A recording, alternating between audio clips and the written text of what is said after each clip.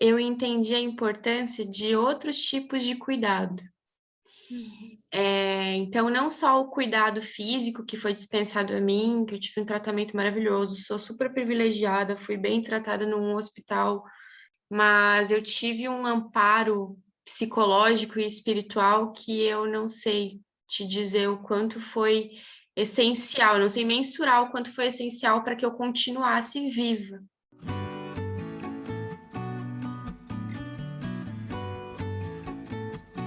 Seja bem-vinda, seja bem-vindo ao Instituto de Espiritualidade e Saúde. No episódio de hoje, vamos conversar sobre formação médica e as questões envolvendo espiritualidade e saúde. Para essa conversa, eu convidei uma pessoa super especial, a doutora Lívia Martins. Lívia e eu nos conhecemos quando ela ainda estava fazendo graduação em medicina. Um dia, Lívia me procurou pedindo apoio para um projeto bastante ousado na época, fundar uma liga acadêmica de espiritualidade e medicina.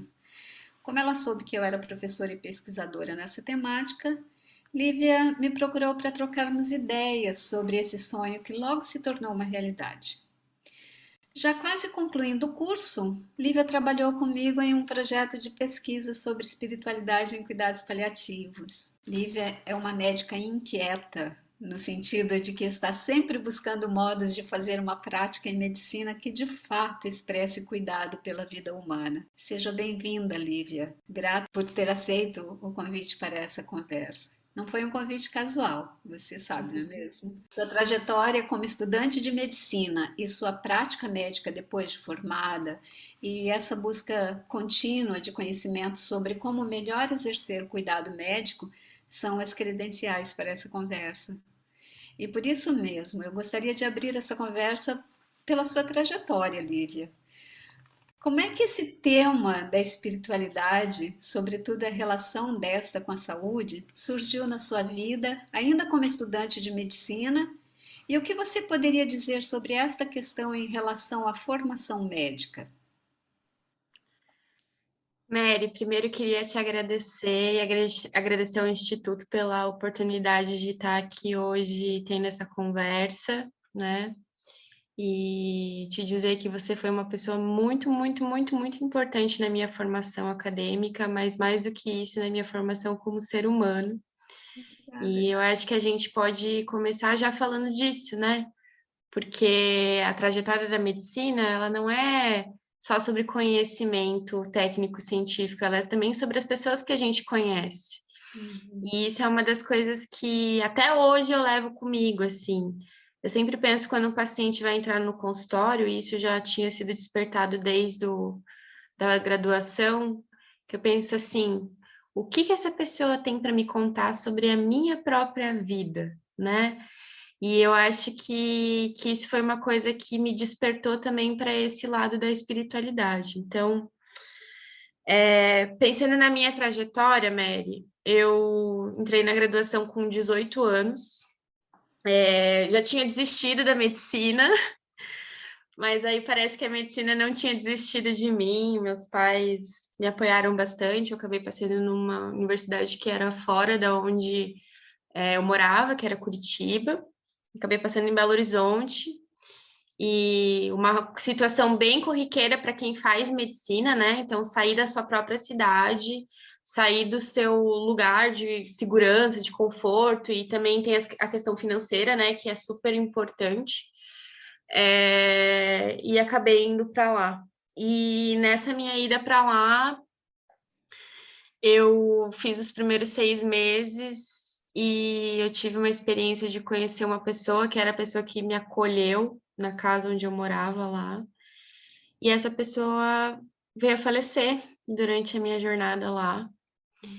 E aí, quando eu voltei, assim, para o segundo período, eu não consegui lidar com esse luto. E aí eu virei para minha mãe e falei assim: como que eu vou ser médica se eu não sei lidar com a morte das pessoas? Como que eu vou fazer isso? Eu não sei lidar.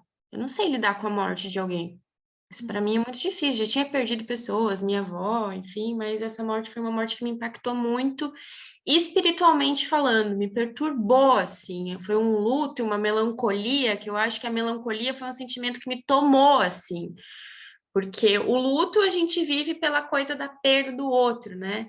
E a melancolia, ela vem uma coisa relacionada a nós mesmos, né? Essa coisa de você se sentir mal, de você achar que você não merece nada desse mundo, porque esse mundo não tem aquela pessoa que você amava, né? E, e aí eu resolvi trancar o curso de medicina. Meus pais ficaram tipo, não, não faz isso. E eu, tipo, gente, eu não dou conta. Para mim não vai dar, eu preciso entender por que que isso está acontecendo. E aí, 2 meses depois, eu fiquei doente. Eu tive uma leucemia e foi um momento bem difícil, assim, da minha trajetória. Mas, assim, falo que fisicamente não me perturbou tanto, assim, não tive quase nenhum efeito colateral. Fiz 2 anos de tratamento, mas ver a minha família sofrendo daquele jeito foi uma coisa que me pegou bastante. Porém, nessa jornada, eu entendi a importância de outros tipos de cuidado. Uhum. Então, não só o cuidado físico que foi dispensado a mim, que eu tive um tratamento maravilhoso, sou super privilegiada, fui bem tratada num hospital privado aí de Curitiba, então eu sei que é uma coisa que me favoreceu bastante, assim, para dar tudo certo. A equipe era maravilhosa, mas eu tive um amparo psicológico e espiritual que eu não sei te dizer o quanto foi essencial, eu não sei mensurar o quanto foi essencial para que eu continuasse viva. Então, eu acho que essa questão do cuidado espiritual, para mim, veio na prática mesmo, porque antes de eu me tornar médica, eu me tornei paciente. Eu entendi qual é o verdadeiro sentido de estar ali e precisar desse tipo de cuidado. E mais ainda, de precisar desse tipo de cuidado e muitas vezes perceber que aquilo não era ofertado pelo lugar que eu estava. Eu tive lá no hospital que eu estava, era um hospital que tinha um viés mais católico, né? Então eu sempre recebia a visita de uma irmã que ia lá conversar comigo, a irmã Lídia. Uhum. E só que sempre no sentido mais religioso da coisa. E na época, eu tinha 19 anos, né? Eu não tinha firmado esse lugar espiritual na minha vida. Até hoje, eu confesso que eu tenho simpatia por algumas coisas, mas não me considero uma pessoa religiosa, assim. Eu acho que a espiritualidade me contempla mais. E... Mas, assim, sentia falta de ter isso ali dentro daquele ambiente ofertado por aquele ambiente que estava me acolhendo já tão bem, né? E aí eu fui buscando outras coisas, né? E nesse buscar outras coisas, eu acabei encontrando muita literatura e encontrei a Ana Cláudia no vídeo da morte, que é um dia que vale a pena viver. E eu falei assim, gente, eu quero muito trabalhar com isso também, porque eu realmente entendo genuinamente o que significa isso. E aí, enfim, tive a oportunidade de retornar para a graduação, assim, fiz 2 anos de tratamento, deu tudo certo, não precisei de transplante. Aí depois foi um seguimento de 5 anos, muita angústia, né? Porque só quem tem um câncer sabe o quanto é complexo essa coisa de você ficar aguardando uma notícia, assim, sabe? Tipo, esses dias até eu vi um vídeo da Ana Mi, que ela é da Casa Paliativa, que ela está em um tratamento de um câncer de mama, e ela fez um videozinho assim, tipo, a expectativa é de ver se está tudo bem com os exames, sabe? E ver se não evoluiu ou se, tipo, se continua na mesma. E é uma sensação de só quem realmente passou por isso sabe, porque por mais que você saiba que está tudo bem, pode não estar. Sim. Então, você passa um bom tempo convivendo com essa incerteza, com essa coisa de que talvez aquilo volte para o seu corpo e que você vai ter que despender uma luta muito grande novamente, né? Então, passei esses 5 anos, mas eu já estava, pelo menos uns 3 dele, eu já tinha retornado à graduação. E aí, quando eu retornei, eu estava muito inquieta em relação a isso. Falei assim, eu preciso ir atrás disso, eu preciso tentar adicionar isso à minha formação. Até porque depois que eu voltei, enfim, voltei a me decepcionar de novo com a medicina, né? É, eu acho que é um curso incrível, eu acho que tem muita coisa que a gente deveria aprender na escola, inclusive, sobre, tipo, autoconhecimento, o conhecimento do próprio corpo, que por mais que a gente tenha biologia na escola, não é suficiente, assim, até porque é uma biologia muito mecanicista, assim, eu acho. E, e aí, assim, quando eu voltei, eu de novo comecei a sentir que aquele não era o meu lugar. E aí, aquela inquietude, aquela coisa, eu não sirvo para isso, eu vou mal nas matérias, eu não estou dando conta e tudo mais. E aí que veio essa inquietação de eu vi as outras ligas, as outras coisas, e aí me veio essa ideia. Eu falei assim, putz, por que não uma liga que fale sobre cuidado espiritual, né? Já tinha, a gente tem pouca pesquisa, naquela época tinha menos ainda, né? Isso acho que foi em 2014, 2015. E aí me veio essa inquietude, eu fui atrás, procurei, vi que tinha uma liga no Rio de Janeiro, chamei a Yasmin para conversar comigo, porque era uma pessoa que tinha eu tinha uma afinidade muito grande com ela nesse sentido. E a gente foi num café e eu falei, olha, eu tô com essa ideia, você topa? Ela falou, eu topo. E aí a gente foi, assim, sabe? Antes disso, eu já tinha feito um estágio com a Ana Cláudia lá em São Paulo, então eu vi que era possível fazer esse tipo de cuidado, porque esse meu estímulo não veio só do conhecimento teórico, assim, que eu acabei tendo, veio também da minha vivência pessoal, Sem dúvida. mas eu acho que já vou reiterando aqui que a gente não precisa passar pelo que eu passei para poder realmente acreditar em cuidado espiritual, né?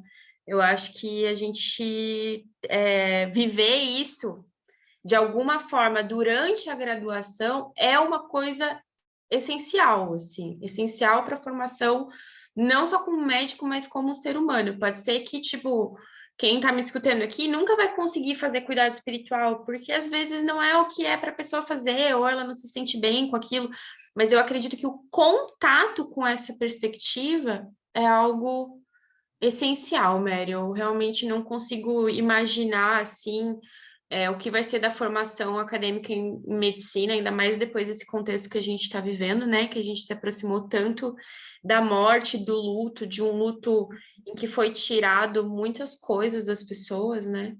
Então, não vejo outra possibilidade senão ter isso dentro da graduação. E aí, enfim, aí acabou que eu e a Yá, a gente encontrou o outro pessoal, o Ricardo, o Heron, a Mia, a Fran, e aí a gente encontrou você. E eu digo a gente porque você sabe que eles têm muito carinho por ti, todos eles. É um grupo fantástico mesmo. Médicos e médicas agora que são muito especiais. Sim. E aí a gente acabou fundando a Liga pela PUC, né? Então a Liga originalmente é da PUC, até porque você é da PUC, né, Mary? A gente precisava de um orientador que fosse de dentro da graduação. E eu acho que assim. Uma das coisas mais interessantes para mim, que afirma esse processo da espiritualidade, é que a espiritualidade ela é realmente um lugar multiprofissional, né? Isso. Então, assim, que a gente não é só a médica, não é só a psicóloga, não é só o fisioterapeuta que podem estar a par disso, né? Desse tipo de conhecimento. A equipe inteira tem que estar integrada. A Isso equipe mesmo. inteira precisa querer isso também, né? Porque se uma parte não entende, o resto não vai funcionar. Sim. Então, para mim foi uma honra saber que a primeira liga de espiritualidade que teve na PUC teve como uma coordenadora você, né? Que você, Obrigada. né? Vamos dizer assim, a liga é uma liga para os estudantes de medicina, mas a gente tinha como uma pessoa que estava encabeçando aquilo uma pessoa com uma formação diferente da medicina, assim, mas com profundo conhecimento sobre o cuidado espiritual, né? E aí seguimos, eu acho que fiquei ocupando ali a liga de fato, assim, trabalhando nela 1 ano e meio, quase 2. E até hoje, né? O pessoal até me chamou para fazer a aula de abertura, eles deram continuidade à liga, então a gente já vai, acho que para 4 ou 5 anos de Laem. E deixo todo o meu carinho às meninas que resolveram seguir e confiar que essa pode ser uma perspectiva. E uma das conversas que a gente teve, Mary, é que a Alain sempre foi um lugar de muito acolhimento para os estudantes de medicina que fizeram parte dela, né? Então, geralmente a gente fazia um processo seletivo, acabava entrando 20, 25 pessoas. E a gente era um grupo que a gente realmente se integrava, assim, a gente fazia retiros, a gente prezava por fazer as atividades fora do ambiente acadêmico, né? Então, da PUC, não sala de aula, vamos lá para Casa Estrela, que é um lugar super legal que tem lá dentro da PUC. A gente começou a ocupar um café, uma livraria, a gente começou a ocupar outros lugares até para tirar o estudante de medicina de dentro desse lugar, porque o ambiente acadêmico da medicina, ele é um ambiente tóxico, muito tóxico, assim, isso é uma coisa que qualquer um que está me escutando sabe disso, assim, que a gente às vezes, e a gente entra nele de cabeça, porque não tem o que fazer, entendeu? Passava mais tempo com os meus colegas de turma do que com a minha família. Então, a Laem era um refúgio para esses estudantes que estavam intoxicados, assim. Isso é um relato que vem de todo mundo que passou por lá. E eu acredito que continue sendo. E hoje em dia, né, pensando nessa questão da pandemia, é mais ainda, assim. Então, eu sou muito grata pelas meninas terem dado continuidade. Você estava lá, né, acho que semana passada. Legal. Pode me falar melhor, assim, dessa interação também, o que você sentiu? Mas então você está dizendo, pelo que eu estou entendendo, né, que para além de uma instância ou uma disciplina ou uma liga acadêmica que seja, para ajudar na formação médica em relação a essa temática da espiritualidade e saúde, é preciso, sobretudo, pelo que eu compreendi, trabalhar também a própria espiritualidade do estudante, da estudante em medicina. Então, não é só dar instrumentais técnicos, teórico-técnicos, mas fazer uma formação prática mesmo, né? Trabalhar a própria espiritualidade desse futuro e dessa futura profissional. Isso. Com certeza, Mary. Eu acho que falo pelo meu próprio processo aí que eu resumi, né? Porque eu tive que vir para dentro para depois ir para fora, né? Mas, de novo, reitero que não é um processo que eu acho que todo mundo tem que passar Certo. comparando com o meu, né? Mas eu acho que a gente tem que ter a oportunidade de trabalhar isso em algum momento, ou se não todos, né, Mary? Da formação. Porque da Sim. formação, até porque isso é uma questão, claro, é uma questão pessoal, Mary, não é todo mundo que vai dar conta, não é todo mundo que quer, não é todo mundo que vai enxergar isso como uma coisa necessária para a sua formação, né? Mas eu acredito realmente que a gente precisa pelo menos ter um estímulo, tipo, olha, isso é uma parte importante, né? A gente, durante a graduação, veio muita temática do burnout, eu tive a oportunidade de fazer trabalho sobre isso também, e às vezes no burnout a gente ficava pensando muito na questão psicológica, assim, do estudante de medicina, a gente acabou fazendo um levantamento para ver como é que era essa questão, e veio muito forte que estava todo mundo em burnout, assim, tem alguns períodos da medicina que parece que isso aflora mais, Uhum. mas eu vejo que a vivência espiritual, o sentido espiritual da vida, ainda mais trabalhando com a medicina, é muito deixado de lado, assim. É uma coisa que a gente não fala sobre. Olha que eu estudo numa universidade católica, né, que tem algumas, tem até uma disciplina, né, que é a cultura religiosa, mas mesmo assim, eu acho que a gente acaba deixando isso de lado e isso pode nos intoxicar muito, assim, também. Porque faz falta até porque a gente vive coisas muito intensas, assim, é vida, é morte, é ver alguém, sabe, sobrevivendo e vivendo, e aí, de repente, essa pessoa também coloca coisas para você, e se você também não está preparado para receber aquilo, às vezes, Mary, a gente sente coisas que a gente pegou do outro, assim, porque por Sim. algum motivo a gente não sabe explicar por que que entra na gente, e Uhum. que é essencial a gente aprender a como não se blindar, que eu acho que isso é uma coisa bem importante da gente conversar, que é a gente fala muito da frieza de alguns médicos, de não olhar no olho, de tipo fazer perguntas rápidas e tudo mais, né? Mas esse médico ele tá ferido de alguma forma, ele tá se protegendo de tudo isso que existe, né? Uhum.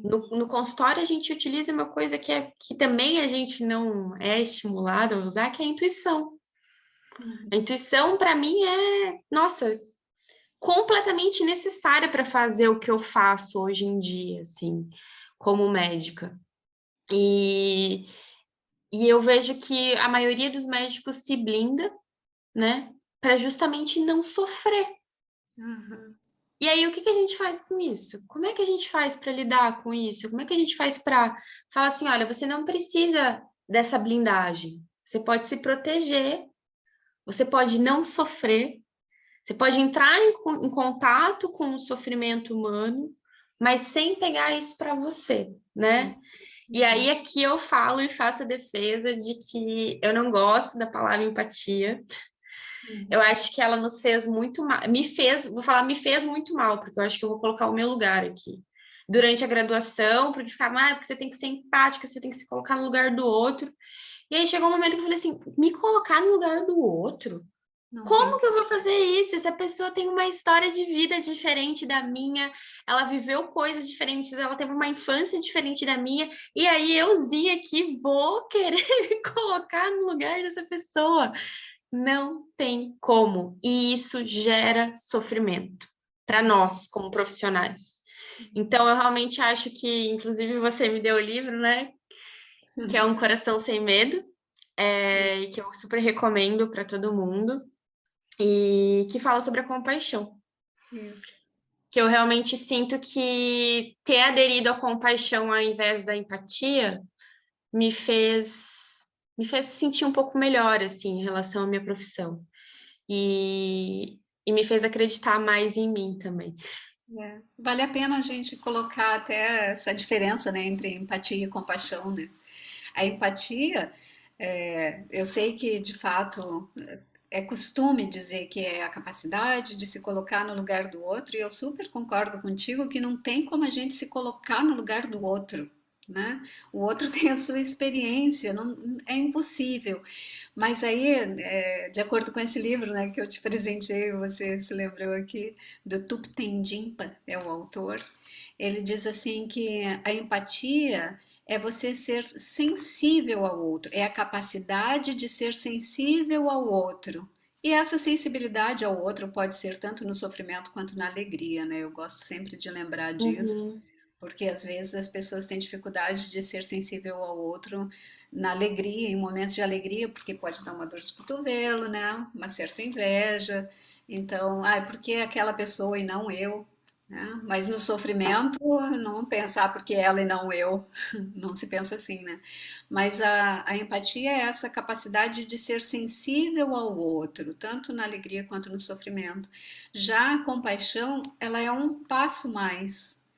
Ela não só é possível, não diz respeito só à capacidade de ser sensível ao outro, mas é de olhar a pessoa que sofre, por exemplo, e fazer algo para aliviar o sofrimento. E aí você tocou num ponto super importante, né, Lívia, que não é tomar aquele sofrimento para mim e eu querer solver aquele sofrimento, mas é fazer algo para aliviar. O sofrimento continua sendo dela, mas o que que eu, desse meu lugar, sendo sensível, sendo empática, né, nesse sentido, sendo sensível ao sofrimento dela, o que que eu posso fazer para aliviar esse sofrimento? Não para resolver, não para solver, tirar aquilo dela, até como se ela não fosse capaz de fazer coisas por ela própria, né?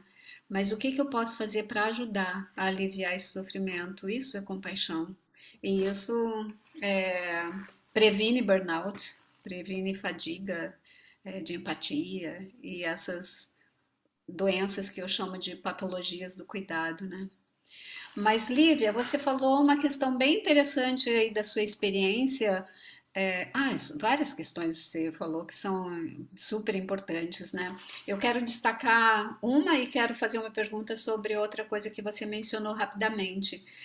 O que eu gostaria de destacar é essa ênfase que você dá que para tratar dessa questão da espiritualidade e para a questão as questões que têm a ver com essa dimensão espiritual no tratamento médico ou na prática de cuidado, não basta simplesmente ter conhecimento cognitivo, teórico, é preciso trabalhar a própria espiritualidade para poder conseguir integrar isso bem, porque você destacou isso, foi mostrando assim que como que a espiritualidade do próprio profissional está implicada no cuidado, na forma de cuidado que presta para a pessoa que está ali à sua frente, né? Então, eu achei interessante isso que você destaca, e depois, se você quiser falar alguma coisa mais, até pode, mas eu achei que foi bem bacana o modo como você falou. E a pergunta que eu queria dizer é que você falou assim que quando você esteve hospitalizada, você sentiu necessidades espirituais, você se percebeu com necessidades espirituais e você estava num ambiente religioso. E você recebeu o cuidado espiritual, né? E você faz uma diferença entre isso. Então, eu gostaria que você explorasse um pouquinho mais essa diferença entre cuidado espiritual e cuidado religioso e nos dissesse quem foi que prestou esse cuidado espiritual para você. Foi essa irmã que você mencionou? E como é que foi esse cuidado, né? Ai, várias perguntas numa só, mas é mais em relação a esse cuidado espiritual que as pessoas é, parecem necessitar quando estão em tratamento médico, né? Porque elas têm necessidades espirituais. Como que a gente pode identificar como profissional da medicina ou da enfermagem, os profissionais de cuidado em saúde podem identificar essas necessidades espirituais, né? Então, a partir dessa experiência que você teve, né, só explorar um pouquinho mais quem foi que fez esse cuidado e essas questões do cuidado espiritual, por favor. Então, Mary, bom, eu vou te responder essas perguntas, talvez no meio eu coloque aquilo que você colocou. É muito complexo, assim, porque esse ano vai fazer 10 anos, daqui a alguns dias, inclusive, que eu adoeci. Eu tenho uma memória muito complexa de tudo isso, assim. Com você falando, me vieram várias coisas, mas eu sei que teve muita coisa que eu esqueci, sabe? Sobre essa vivência, assim, de ter passado por esse momento de saúde, de doença, enfim, sofrimento também. Eu lembro que a coisa que mais me impactou, que foi a primeira vez que eu senti que eu precisava de cuidado espiritual, pelo menos dar um pouco mais de sentido para isso, foi quando eu senti a presença, e aí eu senti os dois, assim. E eu tava num lugar que eu tava muito emocionada com tudo, e eu tava dentro do hospital, tava internada e tudo mais. Tinha medo de morrer ali naquele momento? Eu não tinha medo de morrer por mim, Mary, eu tinha medo de morrer pelos meus pais, assim, por pensar no sofrimento deles, assim. Eu vou te falar que eu tinha mais vontade de viver do que medo de morrer. E aí, quando eu vi os meus pais sofrendo, eu olhei para aquilo e falei, não, eu preciso dar um jeito nisso aqui. E só que aí eu comecei a entrar em contato com essas coisas, assim, que eu nunca tinha experimentado antes, né? Tem uma formação familiar, minha mãe é católica, meu pai tem uma vertente mais espírita, assim, mais de parte de conhecimento. E eles sempre me deixaram eu e os meus irmãos muito livres, assim, em relação a essa parte religiosa. A gente não fez catequese nem nada. Eles realmente falaram assim, cara, vocês vão ser o que vocês quiserem. E realmente foi assim, a gente teve muita liberdade para poder escolher e vivenciar lugares que eu acredito que nos estimularam espiritualmente falando, cada um do seu jeito. Mas eu, em especial, era muito jovem naquela época, então eu não tinha tido muitas experiências, assim, relacionadas à parte religiosa e espiritual bem pouco, assim, de sentir coisas. Eu acho que essa foi realmente a vez mais emblemática, assim. E aí eu acho que aí começa essa conversa sobre o cuidado espiritual dentro talvez do lugar onde eu estava, que eu precisava muito falar sobre aquilo. E eu Uhum. acho que esse é o primeiro grande ponto, que eu acho que a gente até, durante a pesquisa que eu fiz com vocês, isso ficou muito claro, né, com os resultados que a gente acabou tendo, que é necessário perguntar para o paciente sobre essa questão. A Isso. gente precisa perguntar. E não é perguntar qual que é a religião da pessoa. Eu gosto no consultório de perguntar no que a pessoa acredita, Uhum. né? Eu Sim. pergunto assim: você acredita em alguma coisa? Ah, eu acredito em Deus. Tá, mas como é que é esse Deus para você? Ele é Jesus? Ele é Buda? Ele é o quê? Que eu acho que é uma pergunta um pouco mais aberta, assim, né? Porque a gente tem na amnese que a gente aprende durante a graduação religião. Aham. E a religião nem Não. sempre é uma coisa bem definida, assim, para a pessoa, né? Ainda mais a minha geração, por exemplo, Mary, é uma geração que eu nunca cuidei de ninguém da minha idade, assim, mas eu imagino que deve ser uma pergunta super difícil de ser respondida. Então, eu acho que nesse sentido da fé da pessoa, né, eu acho que é mais interessante. Eu gosto da pergunta no que você acredita. Então, o perguntar é essencial, porque eu, por exemplo, não tive essa pergunta, assim, no que você acredita? Então, ali naquele momento, para eu lidar com aquilo, eu vivi um processo muito solitário mesmo, assim, de tinha medo de contar para os meus pais, eles me acharem maluca, assim, de deixar eles mais nervosos ainda. Para os meus amigos, claro, compartilhei, assim, mas a gente também era muito imaturo em relação a essa questão. E ali dentro da instituição que eu estava, existia esse cuidado de um capelão, de uma capelã, né? Mas voltado para a questão religiosa católica, que era o que era vigente dentro daquela instituição. Mas assim, eu vou te falar de quando eu recebi o cuidado, assim, de verdade, que eu me senti cuidada espiritualmente, realmente foi com essa irmã, porque por mais que ela viesse com esse viés, que é um viés cultural dela, né? Ela conversava muito comigo. E a gente conversava sobre essas coisas. E aí a gente trocava, que eu acho que esse que é o legal também, né? De novo, o que eu tenho para aprender com esse outro que está se apresentando? Porque da mesma forma que eu aprendi com ela várias coisas, talvez de interpretação da Bíblia e de coisas que vinham ali naquele momento, a gente sempre tirava um salminho, ela ia lá e com a Bíbliazinha dela a gente tirava e a gente conversava sobre tudo aquilo. Ela até queria que eu virasse freira. Eu falei para ela que eu não tinha vocação para ser freira. E o quanto que a gente trocou ali naquele momento também, assim. Então, eu acho que, de novo, aquela coisa, o que esse outro tem para me ensinar, né? E ela aprendeu comigo e eu aprendi com ela e foi maravilhoso, assim. E eu acho que teve uma outra prática espiritual que eu tive, assim, com uma pessoa que foi muito emblemática agora, enfim, foi o que eu te falei, vai vindo na mente, né? O que eu realmente vivi lá. Que foi a yoga. Eu tinha uma professora que já era de antes de eu ser internada, que é a Arlene, e ela ia fazer as práticas comigo na minha casa e tudo mais.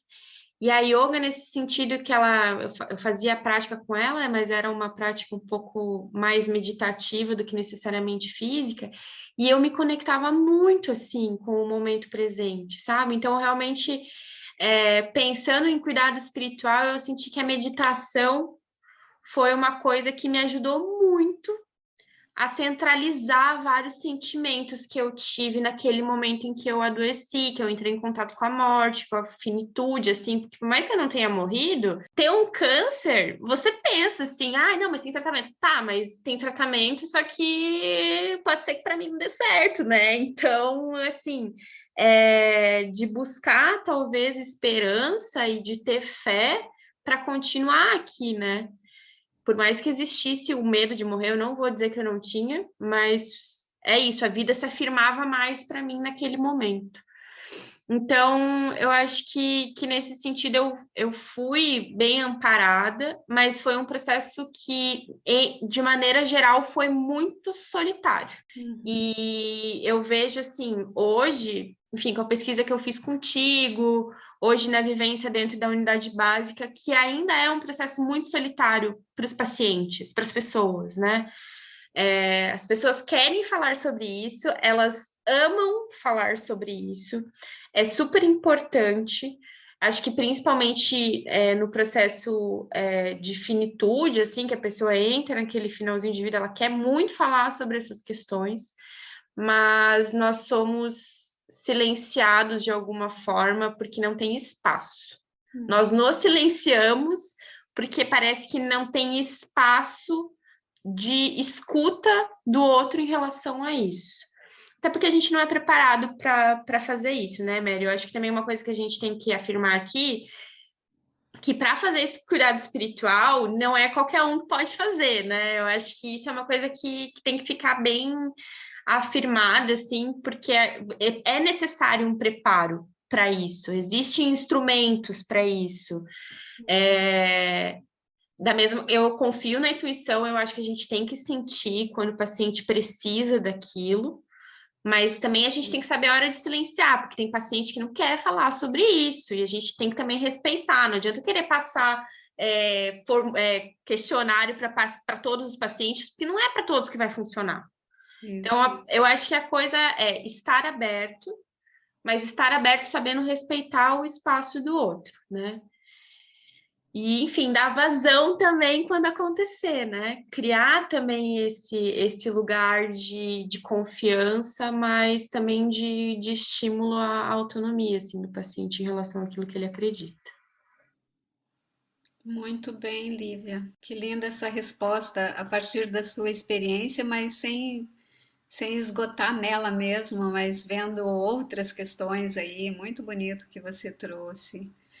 E eu penso até que a gente pode fazer depois um novo podcast só sobre essa questão de cuidado espiritual pelo médico, pela médica. Como é que um profissional da medicina, que não é capelão, não é uma capelã, como é que ele pode fazer um cuidado espiritual aí dentro da sua limitação ou dentro da sua especialidade, dentro da sua especificidade também? Eu acho interessante isso que você falou assim, não é para todo mundo, não é todo mundo que pode fazer, não é todo paciente ou toda paciente que vai precisar. Então eu penso assim que esse assunto, ele tem outros desdobramentos e a gente pode fazer um outro podcast só sobre isso, né? Uhum. E agora eu gostaria então que que a gente pudesse caminhar então para o encerramento dessa conversa, você dizendo assim, para estudantes de medicina, você falou assim dos desafios dessa formação, da formação médica. Você falou do quanto em muitos momentos parece estar habitando num ambiente tóxico, é, pode ser que não seja com toda essa força assim o tempo inteiro, todo mundo vivenciando essa mesma coisa, né? Mas o que eu compreendi do que você disse foi que em muitos momentos você vai se deparar assim com esse sentimento de estar então em um ambiente tóxico.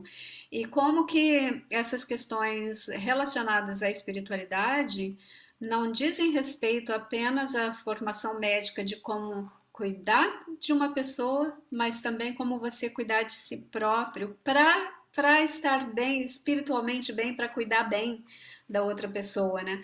Então, caminhando assim para o encerramento, gostaria que você desse algumas dicas para quem está estudando medicina, está nessa formação médica, tornando-se um profissional, uma profissional em medicina, em relação a essas questões que a gente conversou aqui da espiritualidade, o que que você diria para essas pessoas que estão nesse caminho de formação? Então, Mary, Recomendações ou conselhos, né? aham, eu ultimamente tenho aderido a uma fala que é que eu não sou médica, eu estou médica. Uhum. E eu acho que a primeira coisa é isso, a medicina não é só, ela não é a nossa vida.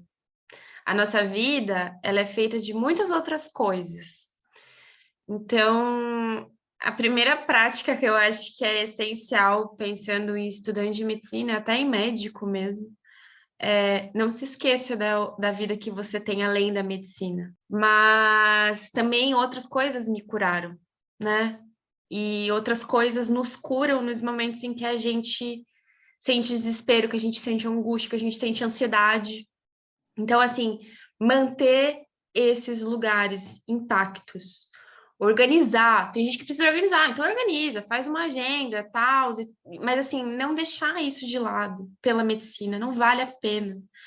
O momento que a gente passa com a nossa família, assim, enfim, hoje é Dia das Mães, eu tô longe da minha mãe, pela medicina também, mas eu amo muito ela e eu tudo que eu puder fazer para estar perto dela, eu vou sempre fazer. E dos meus sobrinhos, enfim, de todo mundo que eu amo, meus amigos. Então, esses momentos, eles precisam ser cultivados porque eles são singulares na nossa vida. Isso, a gente não volta atrás nisso. Então, essa eu acho que é o primeiro e maior conselho que eu dou, assim, de não faça a medicina se tornar a sua vida. Ela precisa fazer parte da sua vida, mas ela não é a sua vida. Então, acho que esse é o primeiro lugar de autocuidado que eu recomendaria. A outra coisa que para mim ainda é muito difícil fazer, e eu acho que quando a gente se torna médico, a gente tem essa coisa, que é de se permitir ser cuidado. A gente sempre fala, o médico cuida das pessoas, não sei o quê, mas e quem que cuida da gente?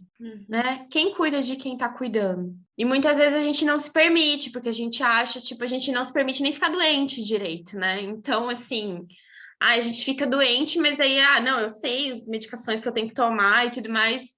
E às vezes a gente precisa se entregar à dor, a gente precisa se entregar a esse sofrimento, e a gente precisa deixar que o outro entre na nossa vida para cuidar da gente, seja lá quem for esse outro, né?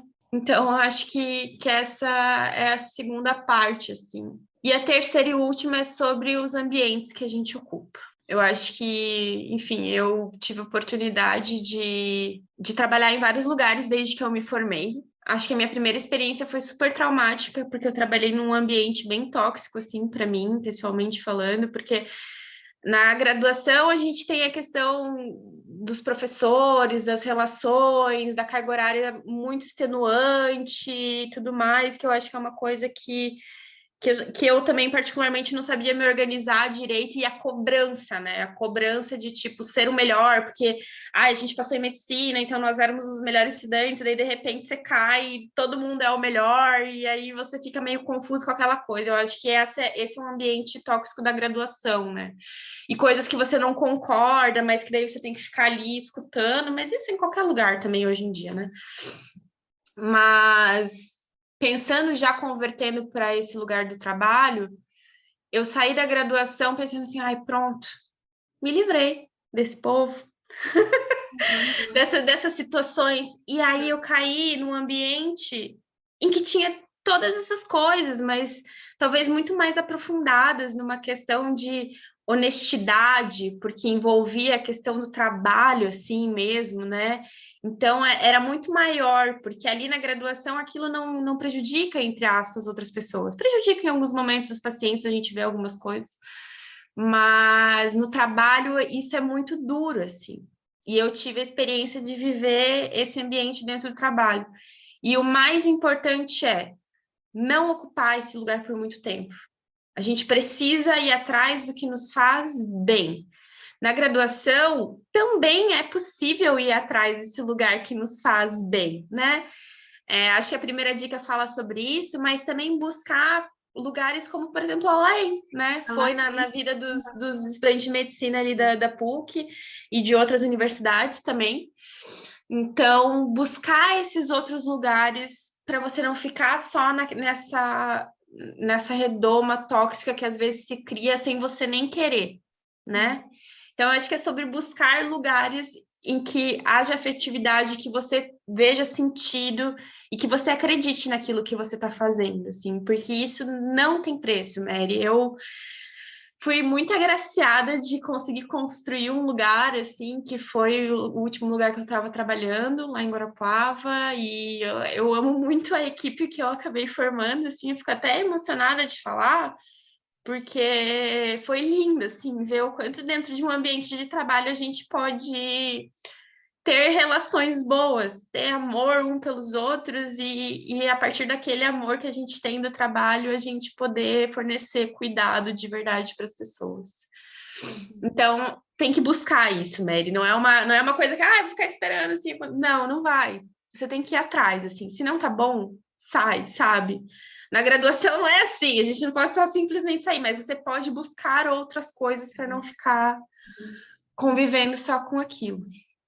E eu acho que é isso. Ou seja, olhar para si mesma e ver o que você está precisando e você mesma providenciar isso para que você fique bem para poder oferecer para os outros, para poder oferecer um melhor cuidado também a partir de você dar a si mesmo o cuidado que você precisa, né? E quando eu Exatamente. digo dar a si mesmo o cuidado que precisa, não é dar a si mesma na sua solitude, digamos assim, não é como se você se bastasse, no sentido assim de você perceber o que você necessita e não usar outros ou fora para dar isso que você precisa, mas você providenciar, perceber as suas necessidades, prover o que você necessita para que você se fortaleça para oferecer.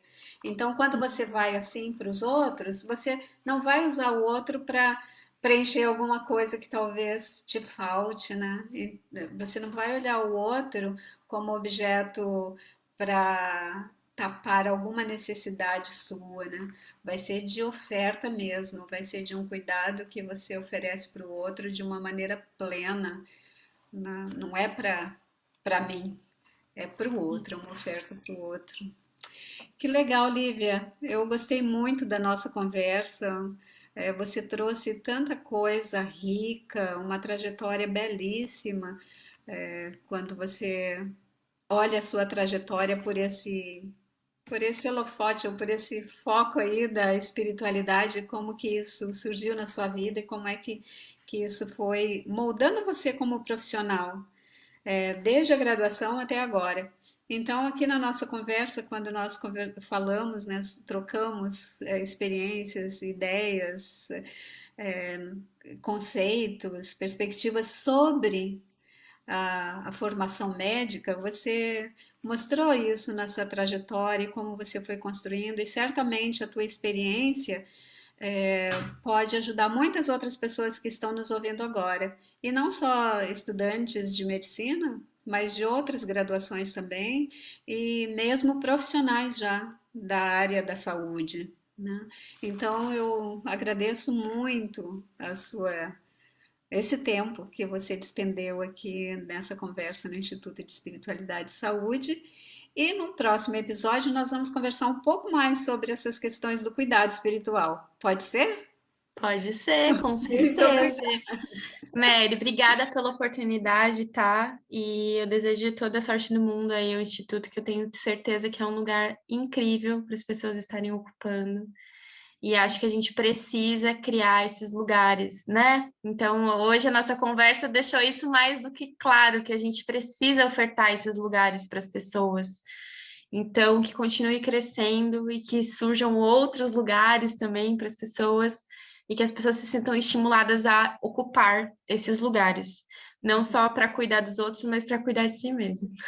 Isso mesmo, Lívia. Muito obrigada, querida. E até a próxima. Até! E obrigada a todas as pessoas que estão nos ouvindo também, compartilhando essa delícia de conversa.